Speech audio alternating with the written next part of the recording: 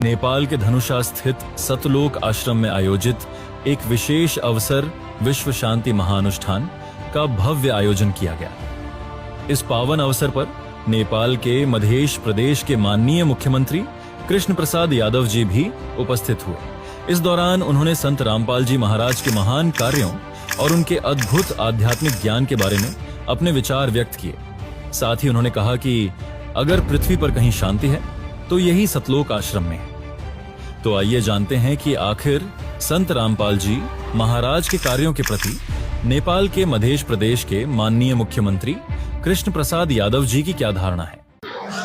तो दर्शकों, नेपाल के मध्य प्रदेश के मुख्यमंत्री सामान्य मुख्यमंत्री श्री कृष्ण यादव जी सतलोक आश्रम धनुषा अनुगमन करते हुए दरबार साहिब, जहां पर लाखों की तादाद में संत रामपाल जी महाराज जी के अनुयायी आकर के यहाँ साष्टांग दंडवत प्रणाम करते हैं, उस सारी जगह की अवलोकन करते हुए मुख्यमंत्री श्री कृष्ण यादव जी के साथ में और भी गण्यमान्य व्यक्ति आज सतलोक आश्रम धनुषा के उस पवित्र स्थल पर पधारे हैं और सारी आश्रमों की अवलोकन कर रहे हैं, सभी आश्रमों में अनुगमन कर रहे हैं और साथ ही कितना सादगी सी वातावरण है। उन्होंने भी यहाँ जो दंडवत स्थल लगाए गए हैं परम संत सतगुरु रामपाल जी महाराज जी के स्वरूप के आगे भी साष्टांग दंडवत प्रणाम किए हैं, जहाँ पर होम यज्ञ हो रहे थे। ये अनुष्ठान के दरमियान 3 दिन तक जहाँ अखंड पाठ और यहाँ पर जो हवन यज्ञ हो रहे थे वहाँ पर भी आकर के अवलोकन किए हैं। विश्व के शुभ चिंतक परम संत सतगुरु रामपाल जी महाराज जी के पावन उपस्थिति में लगातार जो भंडारा चलते रहते हैं, भंडारे घर में आकर के भी वह अवलोकन कर रहे हैं, दृश्य अवलोकन कर रहे हैं और वो बहुत हर्षित नजर आ रहे हैं।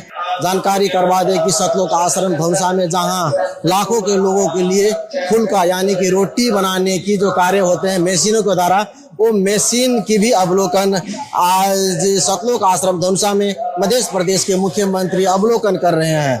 तो दर्शकों, आप देख रहे हैं मुख्यमंत्री जी आश्रम के जो भंडार घर है, भंडार घर के अवलोकन कर चुके हैं। तो दर्शकों, विश्व के शुभ चिंतक परम संत सतगुरु रामपाल जी महाराज जी के पावन उपस्थिति में त्रिदिवसीय विश्व शांति महा अनुष्ठान की कार्यक्रम की गई थी नेपाल के धनुषा जिला सतलोक आश्रम में। यहाँ पर नेपाल के मध्य प्रदेश के मुख्यमंत्री सामान्य श्री कृष्ण यादव जी पधारे हुए हैं। इनसे कुछ बातें करना चाहेंगे। नमस्कार जी। नमस्ते।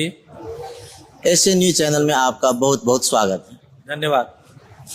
सतलोक आश्रम धनुषा के निमंत्रणा स्वीकार करके यहाँ का अनुगमन किए और यहाँ आकर के जो यहाँ पर भंडारा की कार्यक्रम की गई है, भंडारा भी ग्रहण किए और अवलोकन किए। इस सतलोक आश्रम के अवलोकन करते हुए आप कैसे अनुभव किए यहाँ का वातावरण, यहाँ का आचरण और भक्तों की अनुशासन?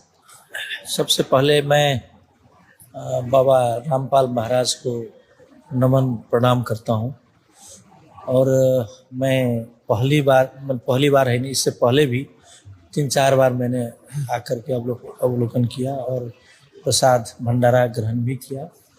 सबसे पहले यहाँ इस कंपाउंड में घुसते ही मुझे सुकून मिलती है, मुझे संतुष्टि मिलती है, आत्म को शांति मिलती है और मुझे लगता है कि शायद जिंदगी में लोगों को तनाव हो तो बाबा के आश्रम में आए, थोड़ा सा यहाँ पर रेस्ट करें, यहाँ पर इन लोगों के प्रति भक्ति भाव अपने समर्पण करें तो बहुत सुकून मिलता है। और यहाँ आकर के देखें, इस बार नए मैंने ग्रंथ से नए सब धार्मिक पुराने जितने भी पौराणिक हैं उस सबको स्टॉल बनाया गया है। उस स्टॉल से हम लोगों को अपने जीवन का एक जीवन जीने का एक तरीका सिखाने का भी मैंने उससे संदेश मिलता है।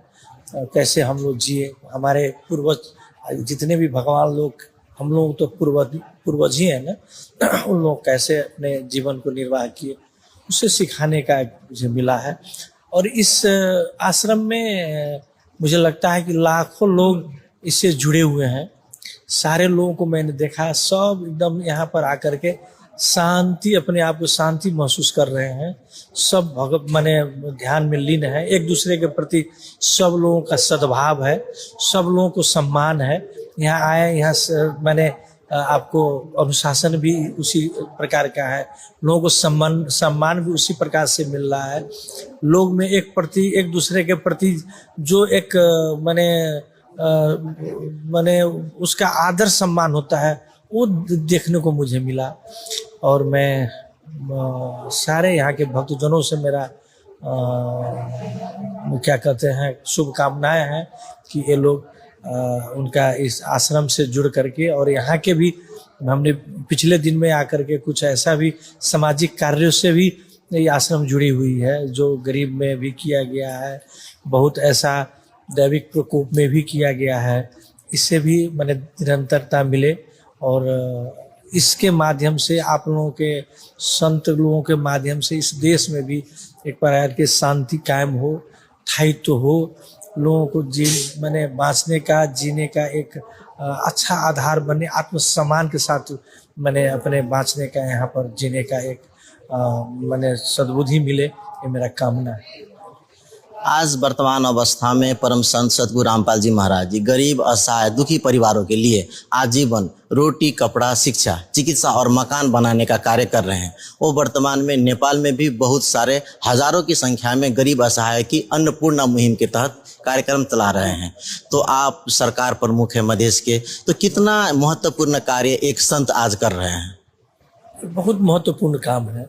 मानव सेवा, मानव ही धर्म ही सबसे बड़ा धर्म होता है। मानव सेवा ही सबसे बड़ा सेवा है। किसी को, आत्मा को आप संतुष्ट कीजिए, इससे बड़ा कोई धर्म नहीं है जिसको आज ये आश्रम मैंने चला रही है। और मैं सरकार का और भी वर्क है, सरकार का और भी कार्य है, फिर भी एक कार्य सराहनीय कार्य है, एक उत्तम कार्य है। इस कार्य को आगाड़ी बढ़ाएं, सरकार का भी आप लोगों के साथ सहयोग रहेगा। तो अंत में संत रामपाल जी महाराज जी के अनुयायी और अन्य समाज के लोग हैं, उनके लिए संत रामपाल जी महाराज जी के आश्रम में अवलोकन के बाद में आप क्या संदेश देना चाहते हैं? यहाँ के अनुयायी लोगों को भी मैं देना चाहूँगा कि आप लोग बहुत सही जगह पर जुड़े हुए हैं, सही रास्ता आप लोग अपनाए हुए हैं। और बाकी हमारे समाज के, हमारे देश के, हमारे संस्कार के लोगों को भी मैं आग्रह करूंगा कि ऐसे शांति, ऐसे आत्मसम्मानित जगह से आप लोग भी जुड़ें, मेरा आप लोगों से आग्रह। भावपूर्ण आपके जो सुझाव है इनके लिए आपको बहुत बहुत धन्यवाद। प्रणाम।